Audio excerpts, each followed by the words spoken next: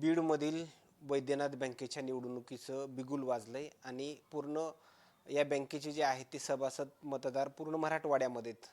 आणि शरदचंद्रजी पवार पक्षाकडून या निवडणुकीच्या रिंगणामध्ये तब्बल 3 उमेदवार आहेत आणि त्यामुळं ही निवडणूक जी आहे ती चर्चेचा विषय बनली.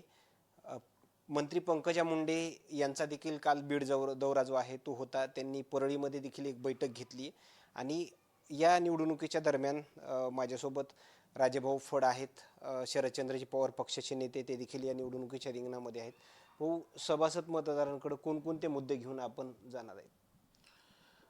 नमस्कार, मी राजाभाऊ फड, वैद्यनाथ बँकेच्या निवडणूक रिंगणामध्ये आम्ही आमच्या पक्षाचा म्हणजे महाविकास आघाडी प्रणित पॅनल घेऊन उभे आहोत. मी स्वतः उभा आहे, माझं चिन्ह आहे कबशी. वैद्यनाथ डंपलवार सर्वसाधारण उभा आहेत, बाबासाहेब शिंदे आहेत. आणि आम्ही या इलेक्शनमध्ये वैद्यनाथ बँकेची निवडणूक लावली किंवा लढवण्याचं कारण म्हणजे लोकशाही पद्धतीने निवडणूक झाली पाहिजे, मतदारांना मतदान करण्याचा अधिकार मिळाला पाहिजे. आणि आज ज्या ह्या बँकेचं वैद्यनाथ बँकेचा जे विषय आहे की गेले 10 वर्ष झालं या बँकेची निवडणूकच झाली नव्हती आणि आत्ता निवडणूक लागली आणि ती निवडणूक बिनविरोध होण्याच्या मार्गावर होती. कुणालाही फॉर्म भरू दिले नाही, भरलेल्या माणसांचे फॉर्म काढले किंवा बँकेनं अशा काही कंडिशन टाकल्या, 1,20,000 रुपये डिपॉझिट पाहिजे, 16,500चा शेअर्स पाहिजे, अशा जाचकाठी घालून उमेदवारांना अर्ज भरण्यात आले नाहीत. ज्यांना भरले त्यांचे काही काढून घेतले आणि शेवटी आम्ही पवारसाहेबाच्या पक्षाकडून महाविकास आघाडीच्या प्रणित पॅनल वैद्यनाथ संघर्ष पॅनलमधून 3 उमेदवार आम्ही उभा टाकलो. याच्यामध्ये खरं तर ह्या जाचक अटी जर नसत्या तर आणखीन तुमचे उमेदवार वाढले असते. ह्या जर जाचक अटी नसत्या तर आमचा पूर्ण पॅनल उभा टाकला असता. पण काय अशा ह्या कंडिशन टाकल्यात बँकेमध्ये, 1,20,000 डिपॉझिट असावं जे कुठेही सहकारमध्ये नाही आहे आणि 16,500 शेअर्स असावा, अशा कंडिशन असल्यामुळं आम्हाला उमेदवार मिळाले नाहीत. पण आम्ही निवडणूक बिनविरोध होऊ दिली नाही. आम्ही 3 उमेदवार पवारसाहेबांच्या पक्षाकडून पॅनल करून आम्ही ह्या बँकेत उभा टाकलोत. आणि आमची एवढीच इच्छा आहे की ही निवडणूक जनतेच्या मनासारखी झाली पाहिजे, मतदारांना सभासदांना मतदान करू दिलं पाहिजे की जसं लोकसभेला झालं, विधानसभेला झालं तसं बोगस मताचा प्रकार झाला नाही पाहिजे. म्हणून आम्ही निवडणूक अधिकाऱ्याला रितसर कंप्लेंट दिल्यात. मृत्युमुखी पडलेले मतदार आहेत त्यांचं मतदान नाही झालं पाहिजे आणि जर तसं झालं, तसं निदर्शनात आलं तर आम्ही ही निवडणूकसुद्धा कोर्टामध्ये घेऊन जाऊ.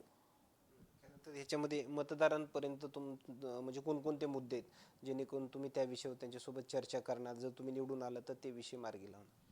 नाही, ह्या बँकेमध्ये कसं झालं आहे, बँकेची मनमानी झाली आहे. सभासदांना कर्ज मिळणार पण कुणाला, जी बँकेची जी बॉडी आहे ते विचार करतील किंवा ठरवतील त्यांनाच मिळणार. कुणाला माफी त्यांच्याच मिळणार, कुणाला सूट त्यांच्याच लोकांना मिळणार.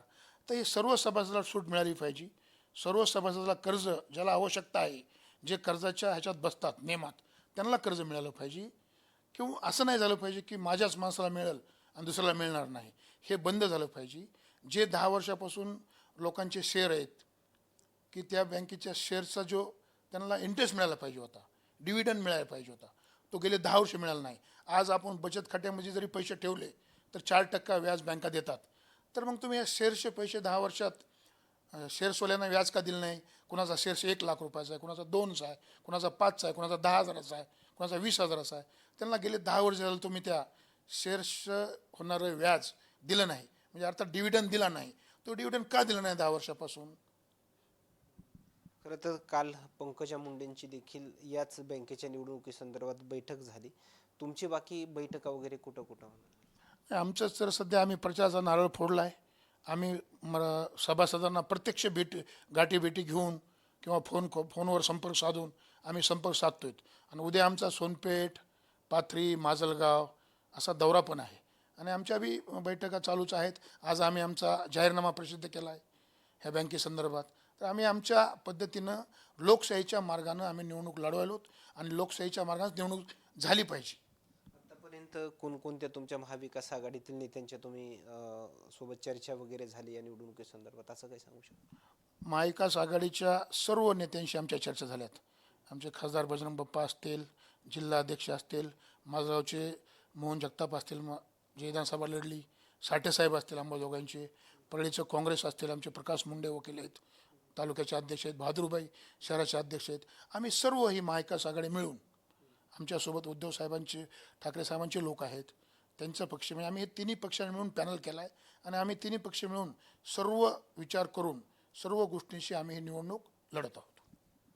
धन्यवाद. हे होते राजे फड, शरदचंद्रजी पवार पक्षाचे नेते. त्यांचे 3 उमेदवार जे आहेत ते वैद्यनाथ बँकेच्या निवडणुकीच्या रिंगणामध्ये आहेत आणि ही निवडणूक चुरशीची जी बनते ते पंकजा मुंडे यांनी या निवडणुकीमध्ये हस्तक्षेप घेतलाय. आज माजी खासदार जे आहे ते प्रीतम मुंडे यांचा देखील बीडमधील दौरा जो आहे तो याच निवडणुकीसंदर्भात होता.